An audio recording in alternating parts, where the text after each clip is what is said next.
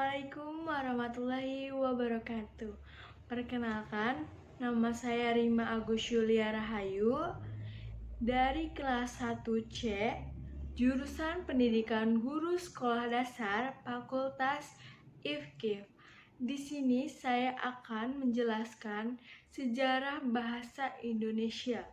Sejarah bahasa Indonesia lahir pada tanggal 28 Oktober 1928, di mana pada masa itu para pemuda dari seluruh pelosok Nusantara berkumpul dan berikrar dan bersumpah pemuda yang berisi yang pertama, kami putra dan putri Indonesia mengaku bertumpah darah yang satu, tanah air Indonesia. Kedua, kami putra dan putri Indonesia mengaku berbangsa yang satu, bangsa Indonesia. Ketiga, kami putra dan putri Indonesia menjunjung bahasa persatuan, bahasa Indonesia.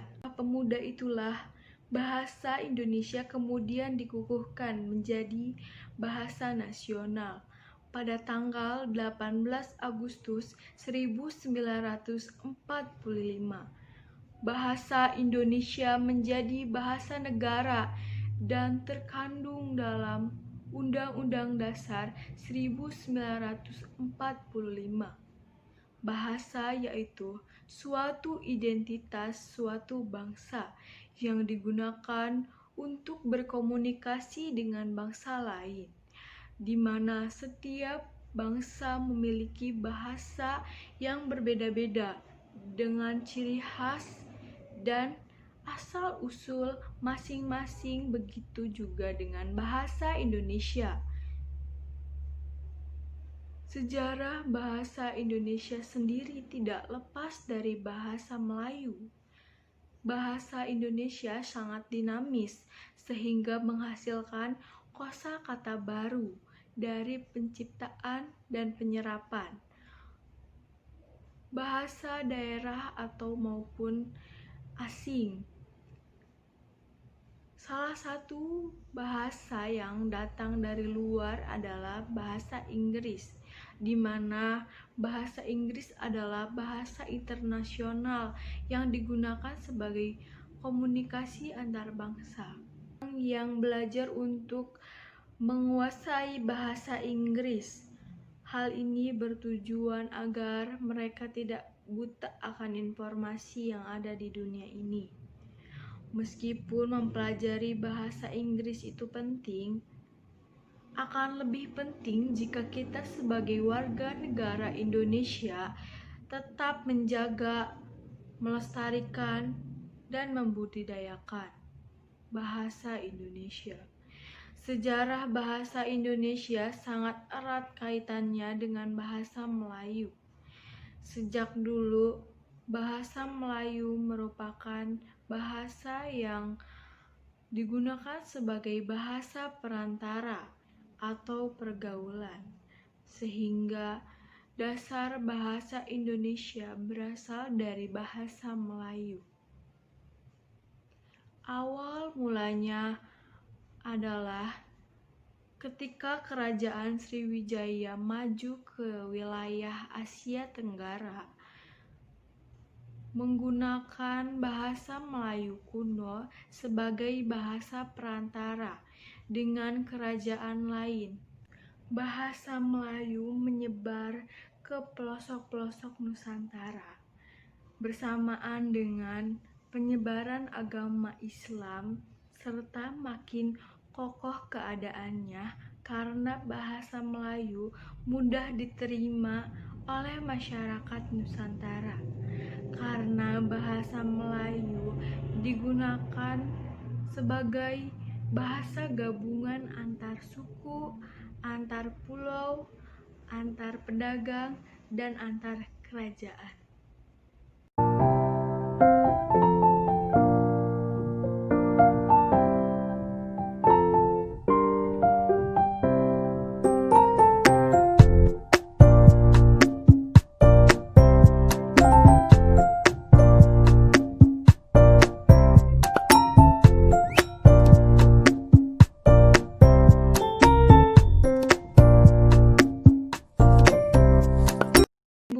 yang menyatakan itu adalah dengan ditemukannya prasasti-prasasti. Yang ke-1, di Kedukan Bukit berangkat tahun 683 Masehi di Palembang. Yang kedua, Talang Tuwo berangkat tahun 684 Masehi di Palembang. 3. Kota Kapur berangkat pada tahun 686 di Bukit Barat. Yang keempat, Karang Birahi berangkat tahun 688 Masehi di Jambi. Prasasti-prasasti itu bertuliskan huruf pranegari berbahasa Melayu kuno. Perkembangan bahasa Melayu di wilayah Nusantara mempengaruhi dan mendorong tumbuhnya rasa persaudaraan dan rasa persatuan bangsa Indonesia.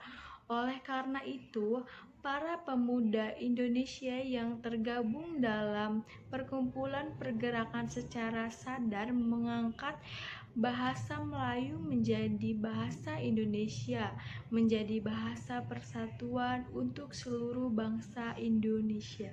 Tahapan perkembangan bahasa Indonesia. 1.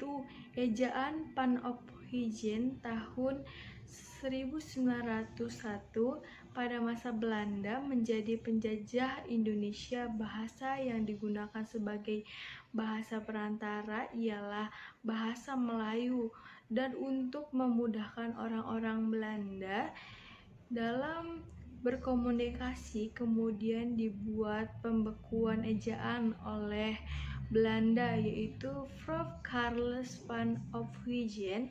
Dalam pembekuan ejaan ini, Carles dibantu oleh Tengku Nawawi atau Sultan Makmur dan Mohtaib Ibrahim. Ejaan ini yang digunakan untuk menulis bahasa Melayu menggunakan huruf lain yang dimengerti oleh orang-orang Belanda. Yang kedua, ejaan Republik atau ejaan Soeandi tanggal 19 Maret tahun 1947.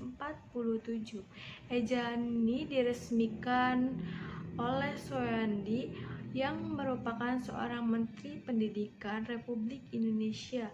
Tujuannya untuk menggantikan serta menyempurnakan ejaan sebelumnya. Yang ketiga, ejaan bahasa Indonesia yang disempurnakan atau EYD tahun 1972. Seiring perkembangan zaman, bahasa Indonesia juga turut berkembang.